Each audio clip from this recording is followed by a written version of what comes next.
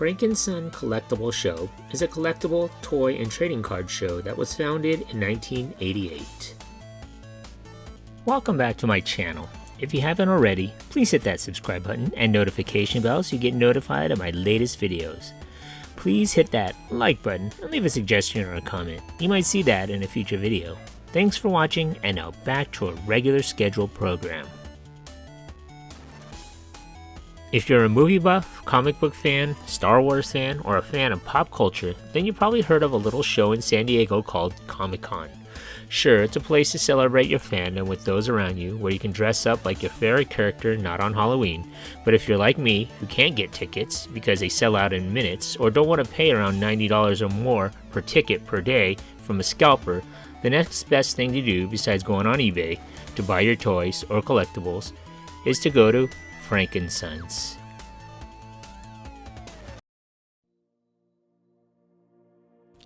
Frank and Son Collectible Show was founded in 1988 by collectors Frank and Janet Zamarripa.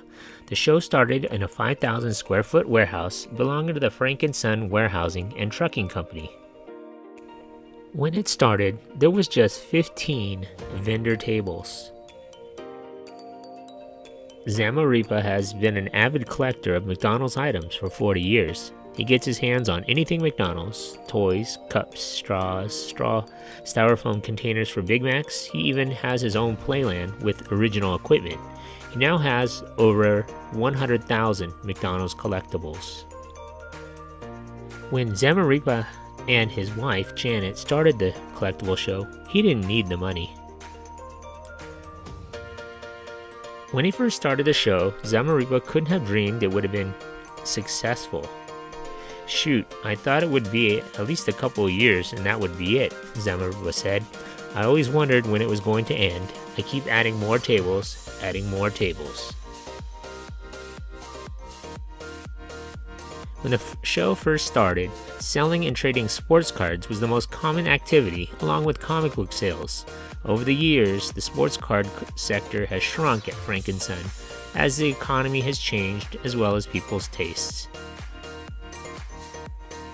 It was a pretty clearly defined sports card and comic book show. There wasn't, at that time, this was of course before cell phones, a lot of media, and gaming hadn't really begun. In the old room, it was pretty much like it was in the late 80s and the 90s. Lots of wax, breaking a lot of product, that kind of thing. In 1997, with more and more people attending the show, they upgraded to a 65,000 square foot warehouse in the City of Industry. It was located on 19649 San Jose Avenue, and if you had ever been near that warehouse, parking was scarce, and on a hot Southern California day, the inside of the building could be extremely hot and stuffy. The show consists of a plethora of vendors peddling wares such as comics, action figures, trading cards, video games, sports memorabilia, Hot Wheels, and all sorts of toys and collectibles. They have always offered free parking at admission. For the first 20 plus years, they were only open on Wednesdays from 3 p.m. to 9 p.m. and Saturdays from 9 a.m. to 5 p.m. But they opened up to Saturdays too, from 10 a.m. to 5 p.m. Frank and Son Collectible Show has hosted all sorts of celebrities for signings and appearances throughout the years. Notable figures who showed up at the venue include Stan Lee, Lou Ferrigno, Mike Trout, Joe Montana, Magic Johnson, Frank Robinson, Pete Rose, Mike Tyson, and more.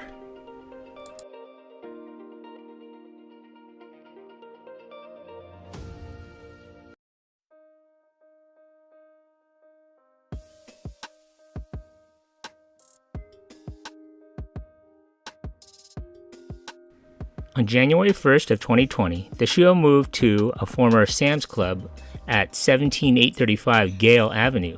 Frank and Son Collectible Show was now in a 125,000 square foot retail warehouse building that now had over 250 booths. All the vendors have permanent fixtures at the show. Zamarripa estimates more than 3,000 people attend the 3-a-week show. About 90,000 square feet are occupied by vendors, while another 15,000 square feet are reserved for autograph sessions. Parking at admission is still free. Parking is better than before, although I would say that there are more people now than before. There are no lines to get in except when it first opens, and there's plenty of things to look at. The prices at the show are a bit high, and are about the same as what you might buy on eBay, but if you're looking for that hard-to-find collectible, rare collectible, or just want to take a trip down memory lane, then Frank and Son Collectible Show is the place to go. If you're hoping to find that collectible, I would recommend you go in the morning, but if you're like me, who takes things there to sell to the vendors, then go in the afternoon, towards closing is best. That's because they have money. The vendors will buy stuff off of you, depending on the item, but do not, and I repeat, do not try to sell to the public there. They have strict rules about selling to them, and doing so could get you kicked out. You have to be a registered vendor in order to sell to the public. For me and my son, we go straight to the vendors. General rule of thumb when they are buying from you is that they generally take their sales price for the item and will give you half or a little less, so expect to get that. If you don't like that, you can just sell it on eBay, Facebook, or OfferUp. Frank and Son Collectible Show also has a snack bar as well as vintage arcade in the front. The decorations also feature an old Toys R Us sign, a collection of lunchboxes, McDonald's collections, NASCAR stuff, and lots of display cases with all those retro toys that you may have forgotten about.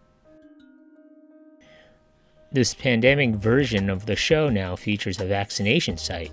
You must wear a mask in there, and you may record in there, but just ask the vendors first if you can so that they don't get mad at you. The showroom is very bright and has air conditioning, unlike the original warehouse where it was rather dark and extremely hot during the summer. So if you cannot afford Comic-Con or live too far away, then going to Frank and Son's Collectible Show is the way to go. There's a Comic-Con every weekend and on Wednesdays. Nowadays, Zamarripa figures that the show is comprised of about 20% sports cards, 40% comics, and the other 20% toys, magic, and the latest craze items. Thanks for watching, and maybe I'll see you there. I posted their information at the end of this video as well as their holiday hours for 2021. Happy hunting!